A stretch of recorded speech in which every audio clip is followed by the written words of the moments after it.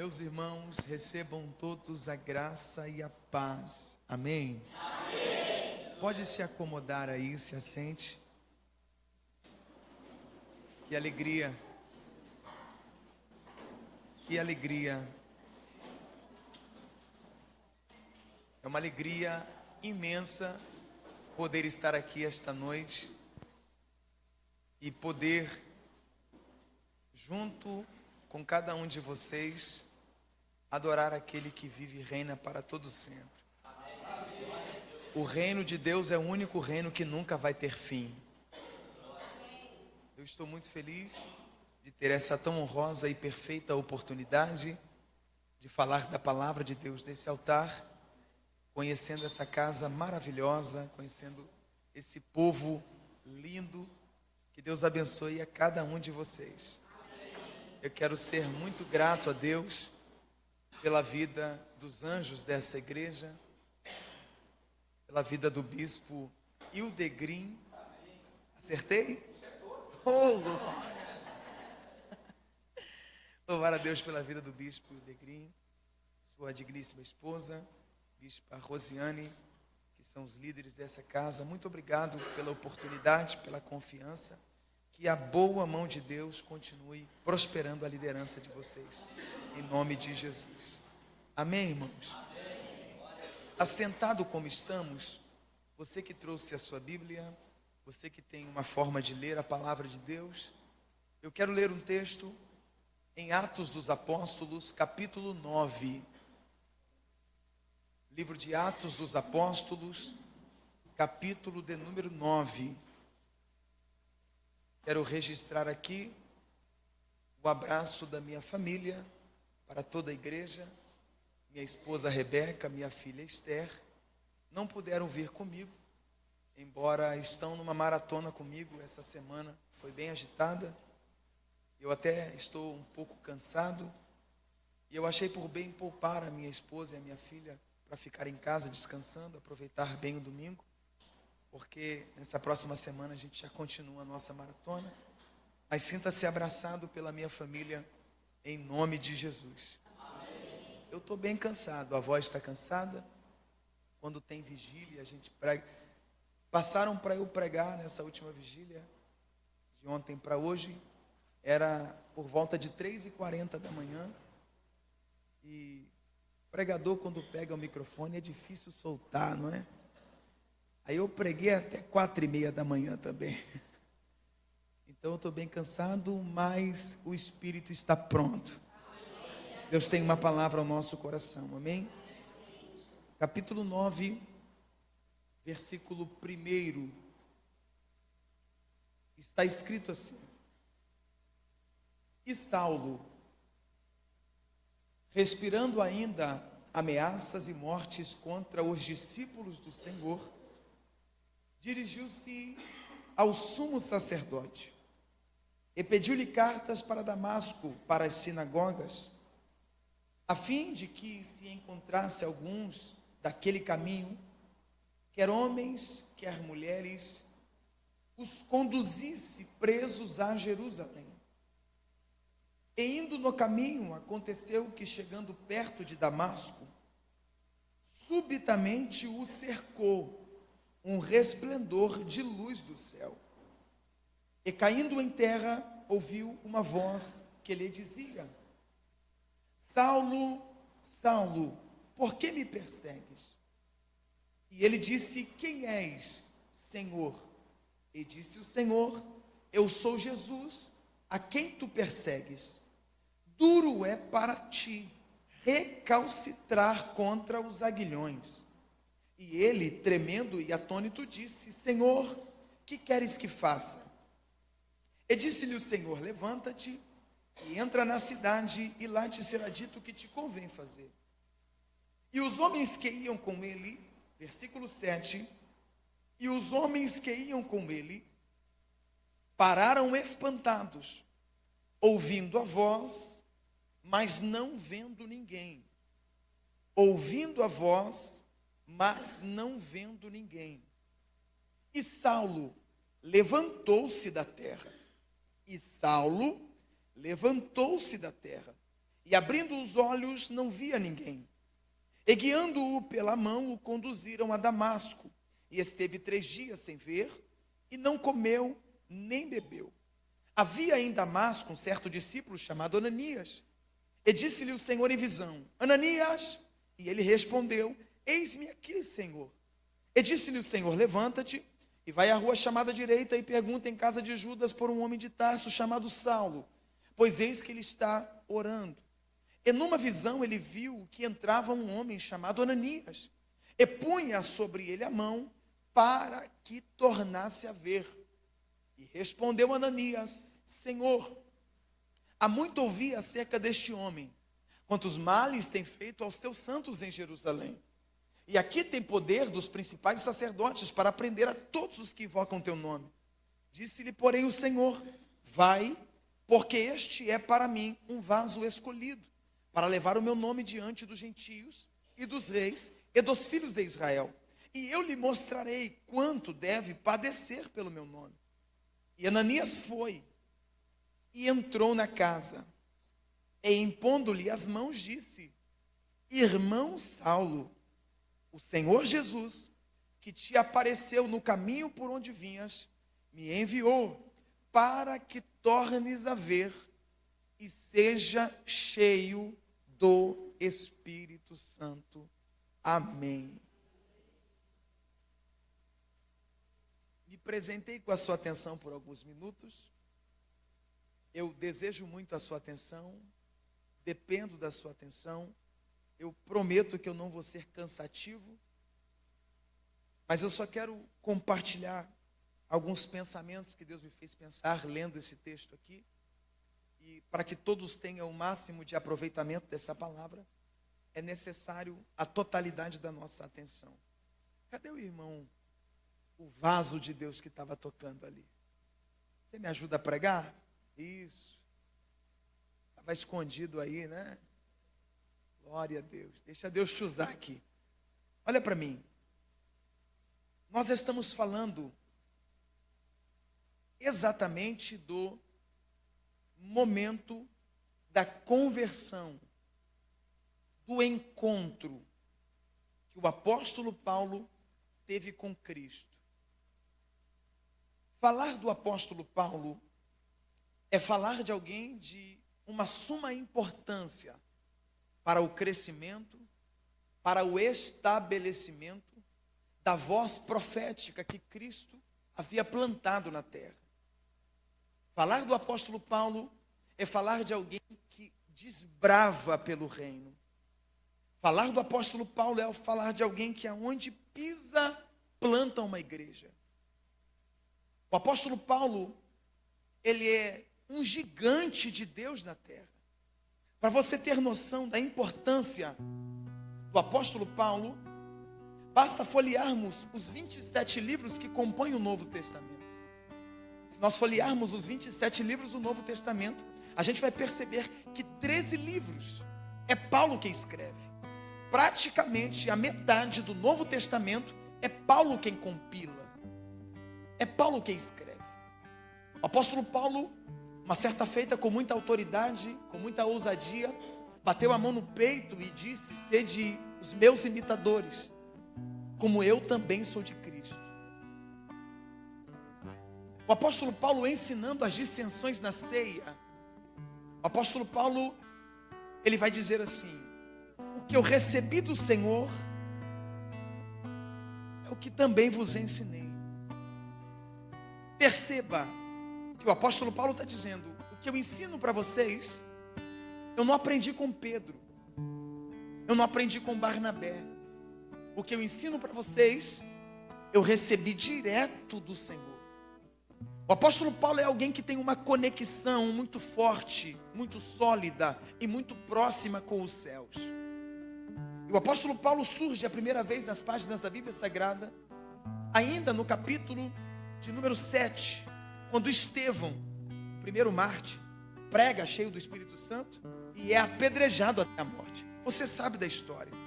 Só que antes de apedrejarem Estevão, quando arrancam Estevão e colocam para fora, rasgam as suas vestes e lançam as vestes aos pés desse jovem chamado Saulo.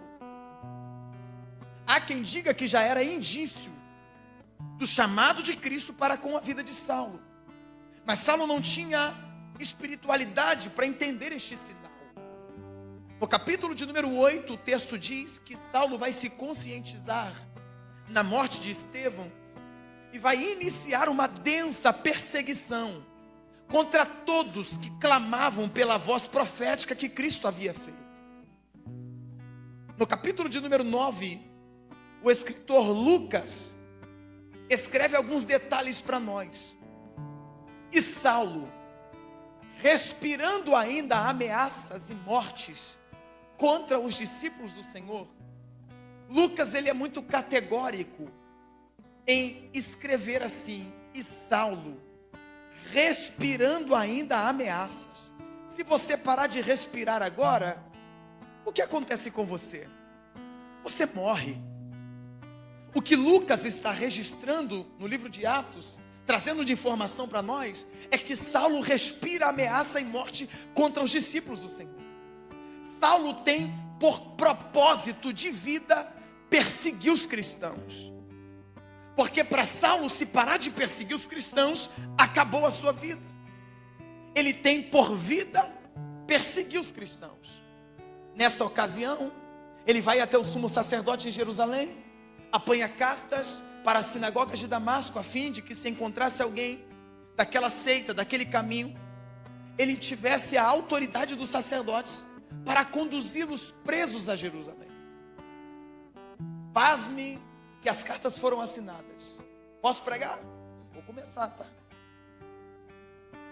Pasmem que as cartas foram entregues nas mãos de Saulo. Saulo tem as cartas assinadas. Saulo tem as cartas carimbadas. Saulo tem a autoridade dos principais sacerdotes de Jerusalém. Ele reúne alguns perseguidores e vai destinar, e vai a caminho de Damasco, com o propósito de prender os cristãos de lá. Nós lemos no texto que no caminho, antes de chegar em Damasco, subitamente o cercou um resplendor de luz do céu. Essa luz aqui é uma luz que veio do céu, é a luz de Cristo, amém? Essa luz aqui é a luz de Cristo, e essa luz que brilha do céu cerca Saulo e o impede de concluir a maldade que ele tinha para fazer com os cristãos de Damasco. Essa luz que brilha é uma intervenção de Cristo, impedindo a Saulo de ir até Damasco. Só que Saulo tem as cartas assinadas. Só que Saulo tem a autoridade dos principais sacerdotes. E eu pergunto para você: o que adianta ter a autoridade dos homens e não ter a autoridade de Deus? O que adianta ter o acesso livre pelos homens e não ter um acesso livre pelo céu? Isso aqui é para aquecer o teu coração. Isso aqui é para acalentar a tua alma. Porque nessa nossa jornada chamada vida, muitas pessoas vão se levantar contra nós. Eu acredito que se eu perguntar aqui quem é que está sofrendo algum tipo de perseguição na família, no trabalho ou algum outro lugar, eu acredito que pelo menos uma meia dúzia vai levantar a mão. Porque nós sofremos perseguições. Porque carregamos uma identidade que Cristo plantou em nós. Só que isso aqui é para aquecer teu coração. Porque nessa jornada chamada vida pode ter pessoas se levantando contra nós, nos ameaçando, dizendo: ó, já falei com A, já falei com B, já peguei as cartas, já peguei a autoridade, já assinei contra você, vamos fechar a porta, vamos te tirar de lá, acabou para você, não tem mais esperança para você continuar, não tem mais sentido você estar aqui. Mas acalma o teu coração, porque se você de fato está no centro da vontade de Deus, Deus não permite ninguém tocar em nenhum fio do teu cabelo. Lembra o que Deus disse para Abraão em Gênesis capítulo 15? Abraão, eu sou o teu escudo e o teu grandíssimo galardão. Simplificando para você, era Deus dizendo para Abraão: sou eu que te guardo, sou eu que te protejo, sou eu que te escondo e sou eu a tua recompensa. Eu sou tudo o que você precisa. Olha para mim aqui. Redobre a sua atenção. Ele tem a autoridade dos homens, mas não tem a autoridade de Deus. Ele é impedido por Cristo para continuar o caminho até Damasco. A luz que brilha é uma luz que vem do céu. A luz veio da onde? Não, só continuo depois que todo mundo falar. A luz veio da onde? A luz veio do céu. Não fica chateado comigo? Mas a luz que veio do céu, ou melhor, tudo que vem do céu, não é só para levantar. Porque o efeito que acontece na vida de Saulo, a luz brilhou e Saulo caiu no chão. Diga para esse irmão do seu lado aí, a luz derruba.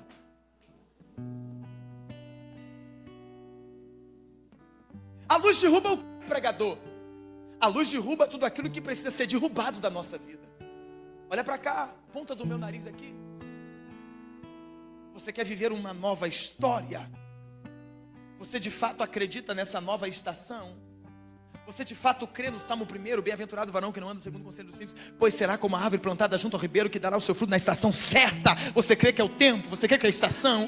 Você crê que é o momento de frutificar? Você acredita nisso? Então você precisa segurar essa palavra no teu coração e entender que não dá para carregar tudo que você tem buscado dessa terra. Algumas coisas precisam cair pelo chão. Ainda nessa madrugada eu estava pregando sobre a travessia de uma margem para outra. Só que eles estão saindo de uma margem de um dia inteiro de teoria que Jesus pregou e estão indo para uma outra margem para aplicar o ensinamento que receberam. Só que para nós sairmos de uma margem para outra, algumas coisas têm que ficar na praia. Algumas amizades que não acrescentam têm que ficar na praia. Algumas coisas que lhe afastam da presença de Deus têm que cair pelo chão. É por isso que a luz brilha. E essa luz é a luz da palavra. Essa luz que ilumina o nosso caminho. Salmo 119, verso 105. Lâmpada para os nossos pés é a tua palavra e luz para o nosso caminho. A luz brilha.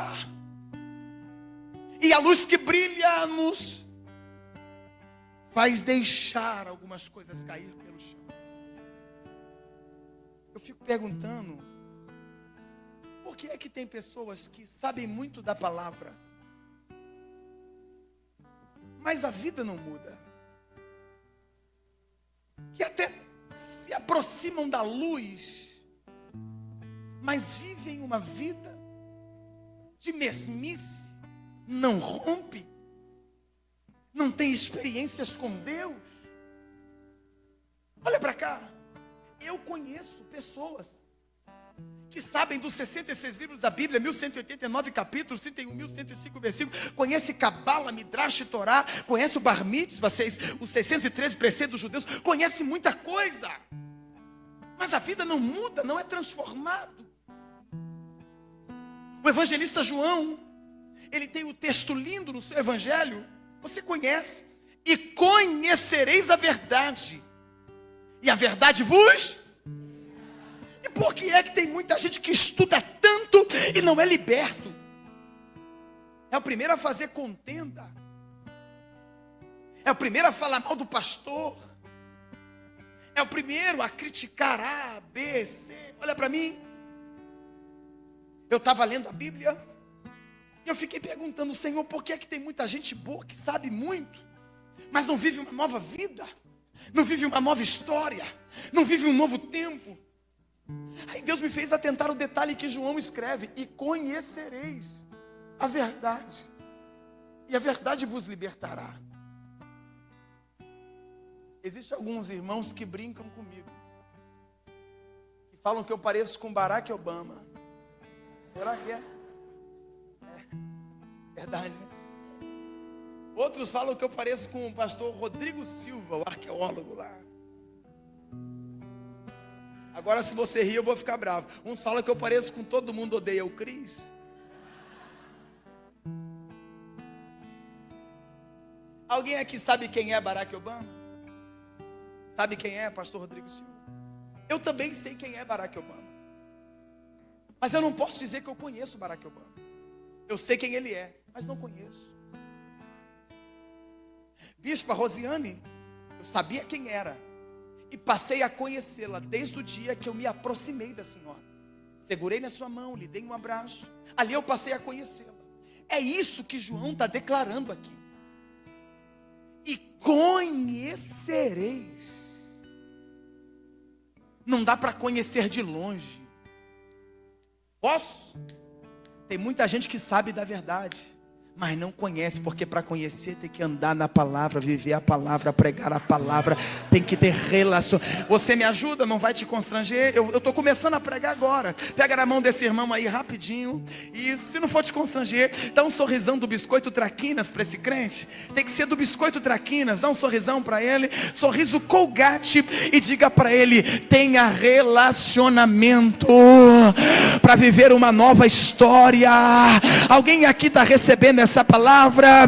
Dá um sinal que você está vivo aqui na presença de Deus. Dá uns 2 glória para adorar. Aplauda com força o nome de Deus. É conhecereis. Quando a gente conhece a luz, quando a gente se aproxima da luz, algumas coisas caem pelo chão. Vim para pregar, estou sentindo de pregar. O que tem que cair pelo chão? Eu vou falar, tem que cair o pecado da nossa vida. A imoralidade tem que cair pelo chão. A pornografia tem que cair pelo chão. A fofoca tem que cair pelo chão. A mentira tem que cair pelo chão. A soberba tem que cair pelo chão. Tudo aquilo que não presta, que não convém ao Senhor, tem que cair pelo chão. Mas a mesma luz que derruba, levanta um pregador. A mesma luz que derruba, levanta uma pastora, levanta um profeta, levanta uma nova criatura. Permita a luz derrubar o que for necessário. Porque tem gente que tem o coração envolvido com tanta coisa dessa. Eu vou pular essa parte. Primeira vez que eu venho, né? Desculpa. Vai pra cá. A luz brilha. E qual que é o efeito? Saulo cai no chão. Quem precisa ser derrubado é Saulo. Ele cai em terra. Assim que ele cai, uma voz ecoa do céu: Saulo, Saulo, por que me persegues? É para mim aqui, escuta. Alguém que está caído no chão, alguém que está literalmente no chão, responde: quem és? Por quê? É o primeiro encontro de Saulo com Cristo. É o primeiro contato. De fato, ele não sabe quem está falando. Mas ele que está no chão entende uma verdade. Me escuta. Quem és? Vírgula. Senhor. A palavra Senhor no dicionário Aurélio significa meu dono ou proprietário. Tem alguém que está no chão que reconhece que quem o derrubou é o Senhor da vida dele. Pegou? Mas me escuta. Quem és, Senhor? Jesus não vai se ocultar. Jesus se revela. Eu sou Jesus, a quem tu persegues. Duro é para ti recalcitrar contra os aguilhões. Já parou para meditar nisso aqui? Aguilhão é uma vara pontiaguda que os fazendeiros usavam para guiar os seus animais na famosa carreira. Porque se porventura o animal saísse para uma outra direção que não seja a do fazendeiro, o aguilhão, se necessário, fere o animal, faz o animal sangrar para entender que aquela direção é errada, para que o animal volte no sentido, na direção e no propósito e da vontade do fazendeiro. Porque se for necessário, para ele não te perder, ele é capaz de fechar uma porta. Para não te perder, ele é capaz de criar uma situação dentro da tua casa. Para Deus não te perder, ele te fere. Mas ele te prefere ferido no altar, que chorando no... Oh meu Deus, escuta, escuta. Olha para cá. Qual que é a palavra, pregador? A palavra é simples. De Deus. Eu estou olhando para pessoas aqui que tem chamada. Eu estou olhando para pessoas aqui que são escolhidas de Deus. Irmão, ninguém nasce por nascer. Ninguém nasce por acaso. Para cada um, Deus tem um propósito estabelecido. Escuta, olha para cá.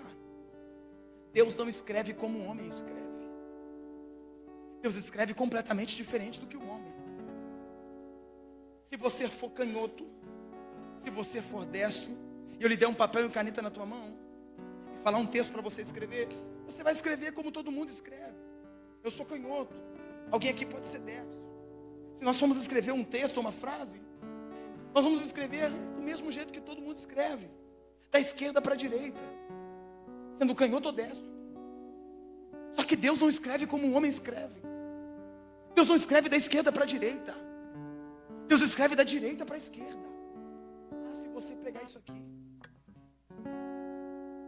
a gente escreve da esquerda para a direita, Deus da direita para a esquerda. Deus vai lá no final e vem escrevendo.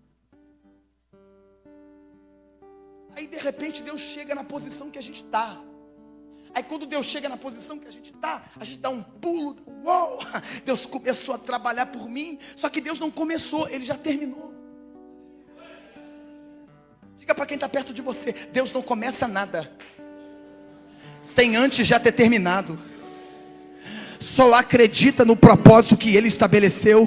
Ele já está no teu lugar de oh, meu Deus do céu.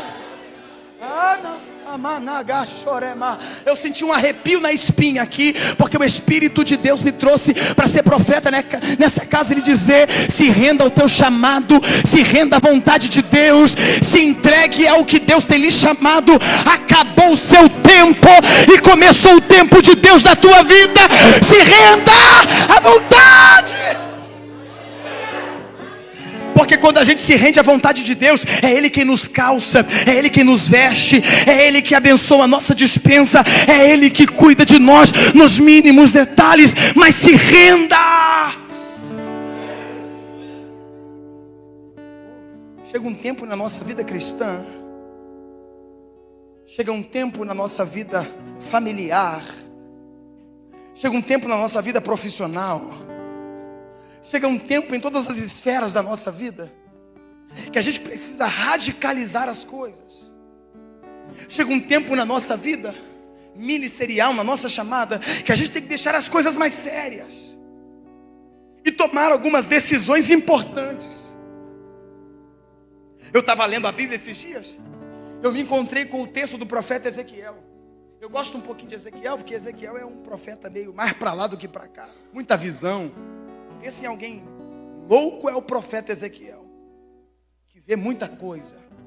E uma das visões é do capítulo 47, quando ele tem a visão do templo e dos umbrais, a porta, começam a brotar águas. Tá ligado? Eu queria pelo menos uns 3 para pegar o que eu vou dizer. Escuta, as águas estão jorrando, brotando, como se fosse um rio.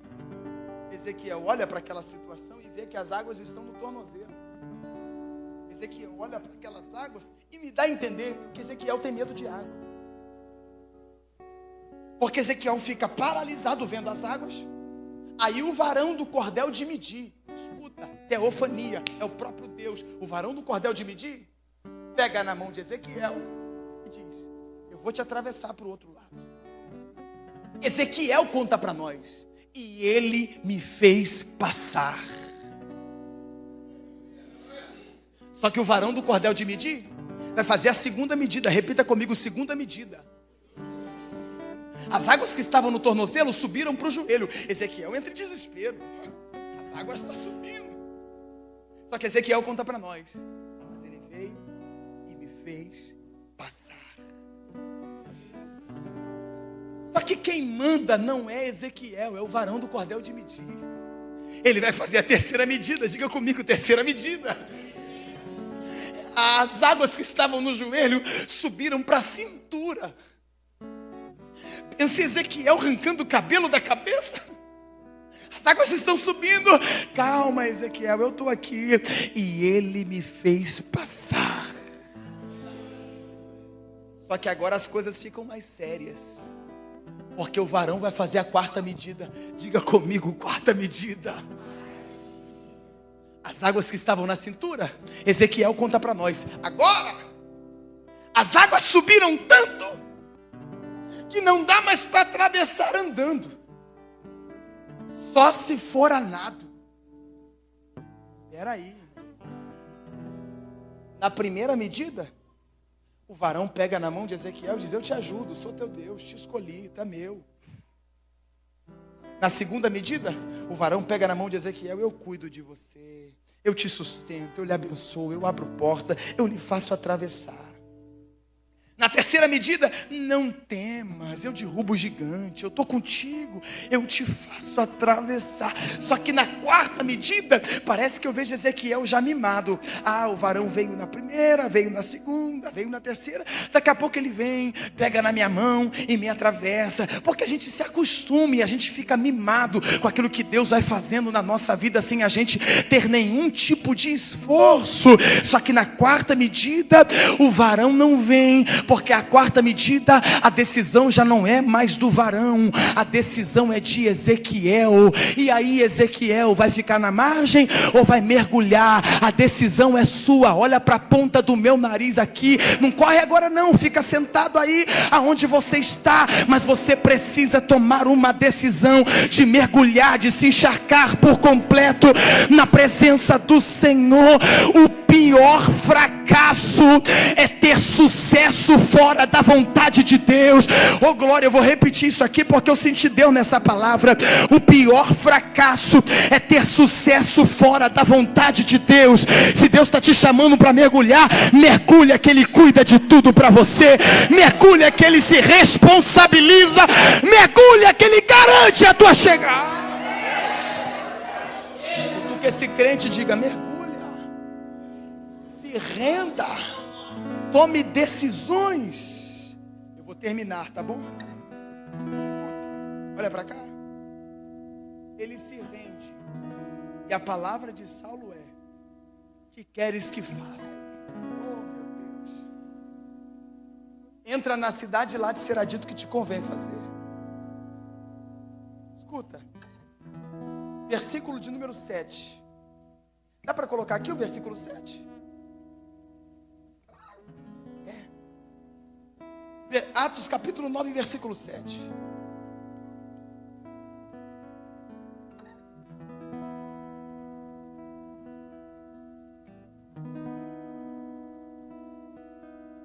E os homens que iam com ele. Lembra que Saulo não está sozinho? Ele tem alguns perseguidores que estão caminhando com ele. E os homens que iam com ele pararam espantados. Por quê? Ouviram a voz, mas não enxergaram nada.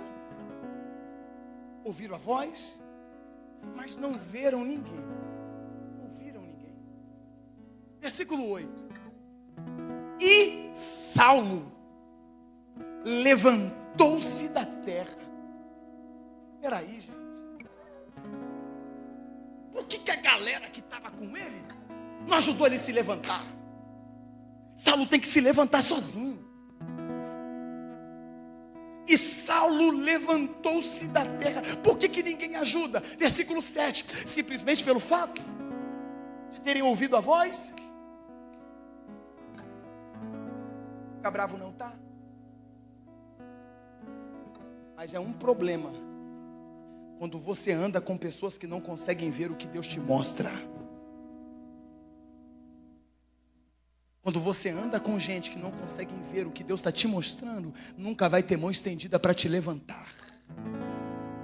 Quando você anda com pessoas que não conseguem ter visão daquilo que Deus já tem na tua vida, da promessa que Ele te fez, sabe qual vai ser a palavra? Para que ir na igreja várias vezes por semana? Para que tem que ir na célula? Para que tem que ofertar? Dá 10% do salário? Para que isso?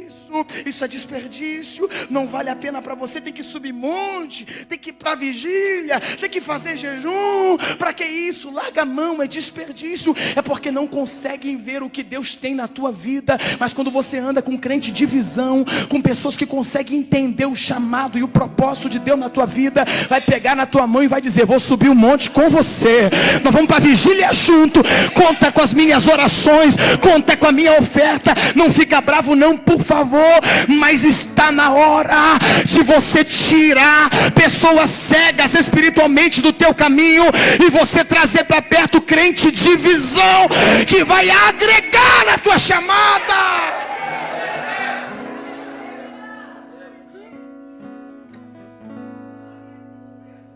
Para de dar atenção para quem não faz parte do propósito. Pregador, mas a gente tem que ter comunhão com os irmãos. Comunhão a gente tem com todos, intimidade não é para todos.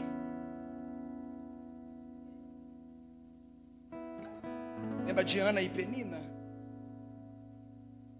Penina perturbava Ana, irritava Ana, para Ana sair do propósito. E Ana saía. Você viu Ana bater boca com Penina? Por que Ana não bate boca com Penina, não discute, não vai na porta fazer escândalo, não vai levar desaforo para casa? Por quê? Por quê? Simplesmente pelo fato de Penina não fazer parte do propósito. Qual que é o propósito de Ana? Gerar. E para Ana gerar, dependia de Penina? Para Ana gerar, era Ana, Eucana e o altar. Ah, meu Deus, você não está ligado no que eu disse aqui. Ah, meu Deus, para Ana gerar não dependia de Penina. Então Penina não faz parte do propósito, não merece a minha atenção. Não vou gastar energia com quem não faz parte do propósito. Levante as duas mãos o mais alto que você puder. Eu declaro e profetizo nessa casa. Eu vim para ser profeta sobre você. Eu profetizo que Deus vai lhe revelar quem é para ficar e quem é para sair.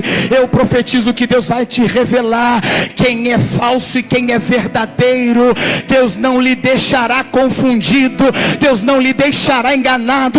Tem alguém que recebe essa palavra aqui? Dá o maior glória a Deus que você traz.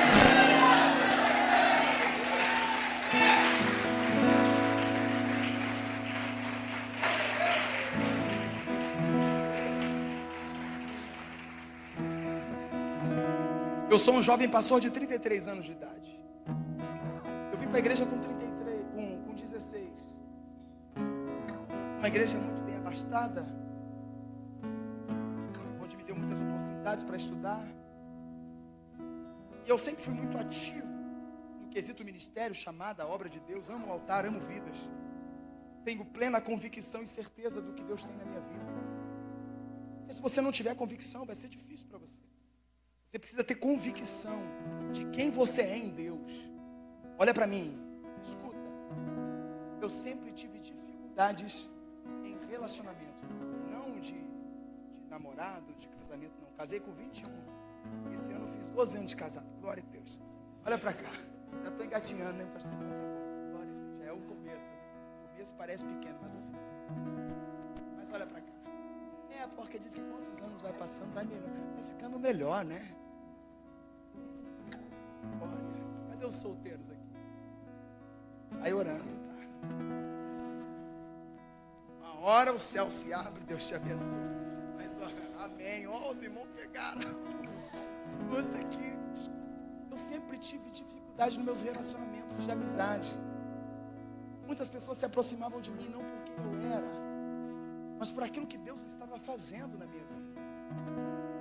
Muitas pessoas se aproximavam de mim não por quem eu sou, mas para tirar algum tipo de benefício, para ter alusão, para ter ovação, enfim.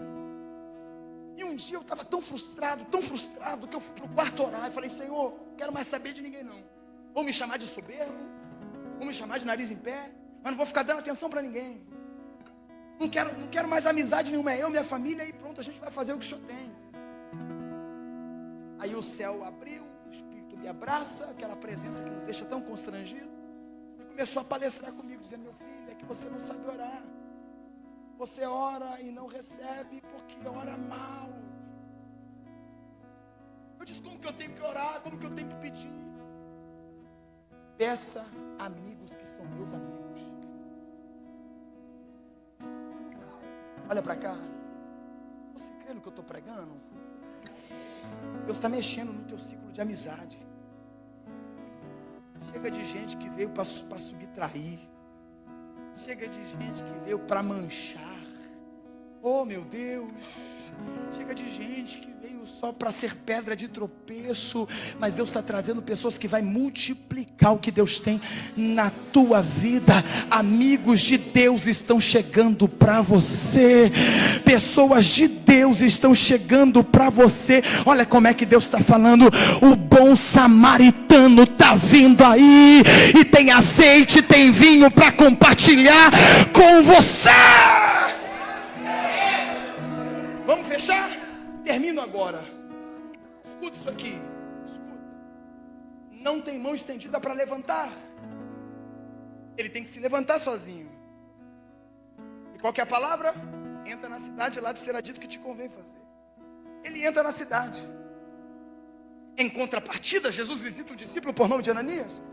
Ananias!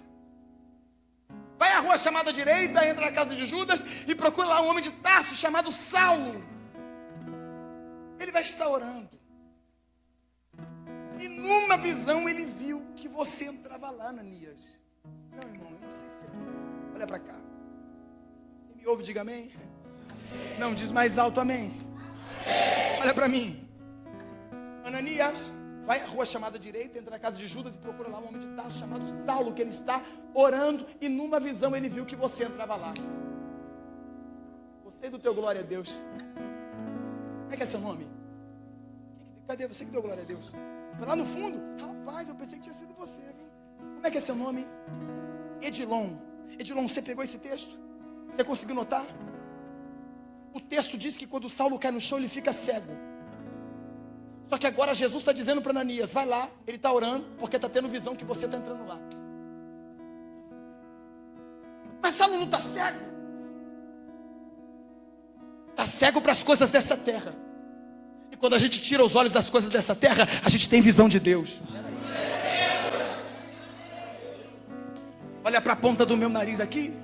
Sabe qual que é a expectativa de um pregador? Sabe qual que é a expectativa da nossa querida bispa? Sabe qual que é a expectativa do céu em relação à tua vida? Em relação a uma reunião de domingo, a um culto familiar, a um culto com o céu aberto, louvores, palavra. Sabe qual que é a expectativa de Deus em relação à tua vida? É que num culto como esse, Deus toma um profeta, levanta, entrando nos mistérios de Deus. Sabe qual que é a expectativa de Deus para esse tempo? É que Deus levante jovens, levante mulheres, levante homens que chegam na igreja mais cedo que todo mundo, dizendo, bispa, eu quero uma oportunidade hoje, porque eu tive um sonho profético, eu tenho que passar a visão para a igreja. Sabe qual que é a expectativa para esse tempo? Batismo com o Espírito Santo. Sabe qual que é a expectativa para esse tempo? Um despertar espiritual, para ter visão. Ai, pega na mão desse irmão aí, pega na mão desse crente, dá uma balançada nele e diga, é com você que Deus está falando. Deus está te levantando essa noite para ter visão.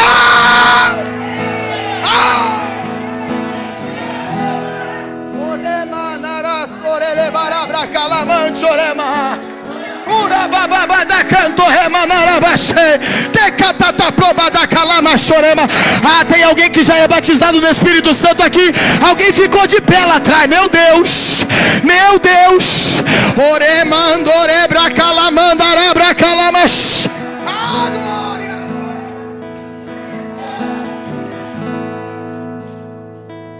Os sinais seguirão aos que crer.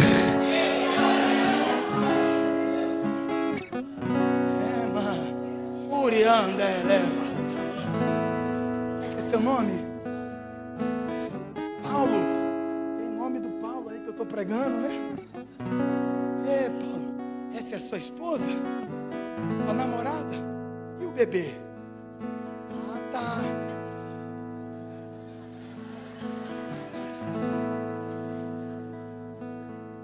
Já programou o casamento de vocês dois? Não.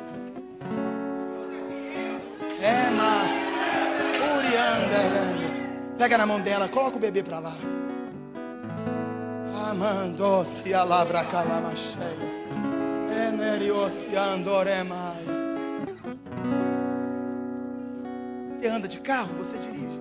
Já usou o Waze? Já, né? Ou Google Maps? Algum tipo de GPS?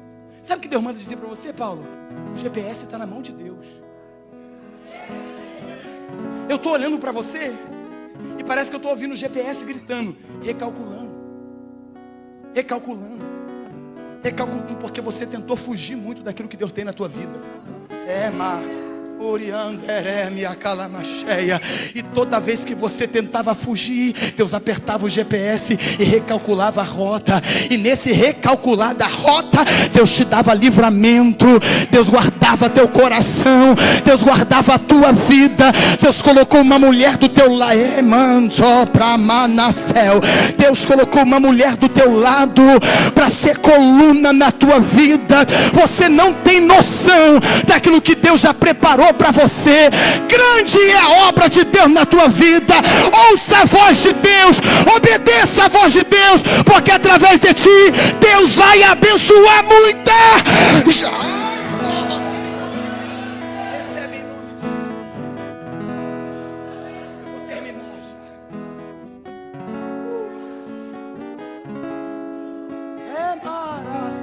já. Tá uma glória aqui, né? Você está sentindo?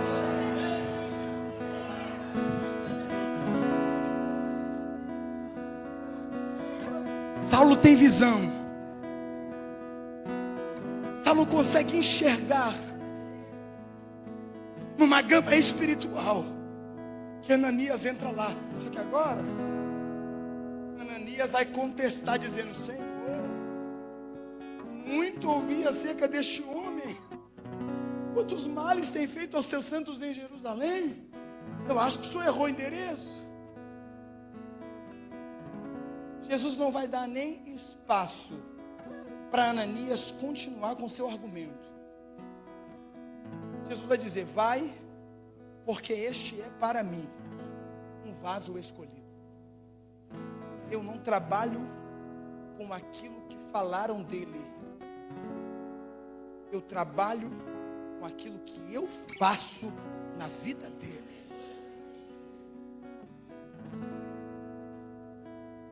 Pregador, qual que é a palavra de Deus para mim?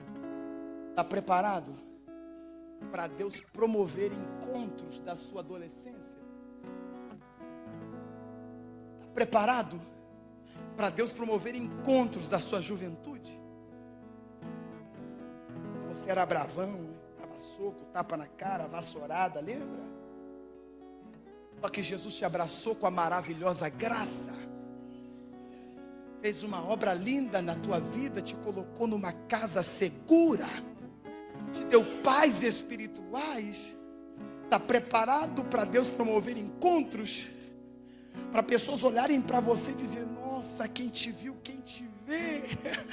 Para mim, eu pensei que você era aquela mesma pessoa de antigamente, mas eu vejo Deus em você. Eu vejo Deus em você. Oh, glória, fica de pé no teu lugar e eu já vou terminar aqui. Cadê o louvor? Vem me ajudar.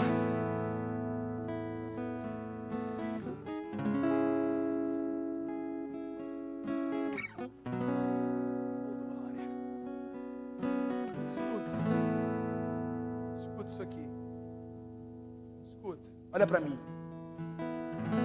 Jesus não dá espaço para Ananias. Diz para ele ir, porque para Jesus ele é um vaso escolhido. Ananias entende que Deus escolhe quem quer, do jeito que quer, levanta quem ele quiser e unge a cabeça de quem ele quiser. O texto que nós lemos diz: e Ananias foi. Isso aqui é para quem é pentecostal agora. E Ananias foi e entrou na casa. Quando entrou na casa, estendeu a mão e disse: irmão Saulo. Aquele que estava criticando, agora está chamando de irmão Saulo. Irmão Saulo, o Senhor Jesus, que lhe apareceu no caminho por onde vinhas, me enviou para que tornes a ver e seja cheio do Espírito Santo. Eu termino agora. A bispa está até pulando ali já. Tá sentindo? Eu também estou sentindo, está forte, né? Ah, glória. Meu Deus, escuta isso aqui, olha para cá. Você notou, você percebeu que quando Ananias chegou, Ananias veio com 2 propósitos. Qual? Tornes a ver e seja cheio do Espírito Santo. Você percebeu que as escamas dos olhos só vai cair no mesmo momento que ele é cheio. Vou de novo. Ele só teve vista, só voltou a enxergar as coisas da terra na mesma frequência que foi cheio.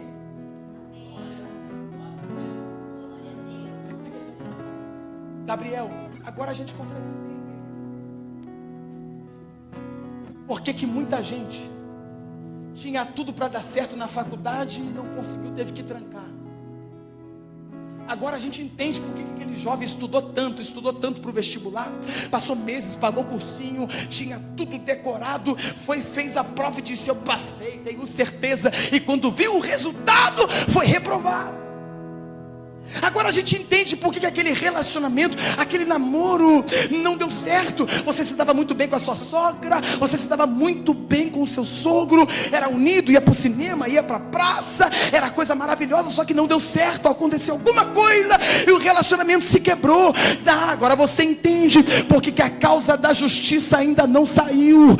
Agora você entende por que ainda não conseguiu receber a aposentadoria. Agora você entende por que Deus não lhe permitiu enxergar algumas coisas dessa terra, porque Deus só vai te dar vista, só vai lhe fazer enxergar, receber as coisas dessa terra quando Ele olhar para você e enxergar que dentro de você não há espaço para nada a não ser Ele. Quando você estiver cheio por completo, quando você estiver cheio, pregador, o que é a palavra? A palavra é uma nova história. Mas para viver uma nova história, não pode ser cheio apenas 50%. Para viver uma nova história, não pode ser cheio 70%. Para viver uma nova história, tem que ser cheio por completo.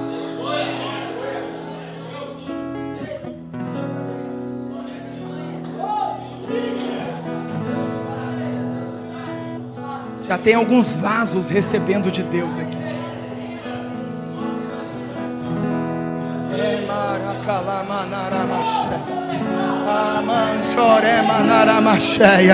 Você não vai voltar para casa vazio. Você não vai voltar para casa pela metade. Você não vai voltar para casa 70%. Hoje você volta cheio do Espírito Santo. Hoje você volta pleno para casa. Hoje você volta completo para casa.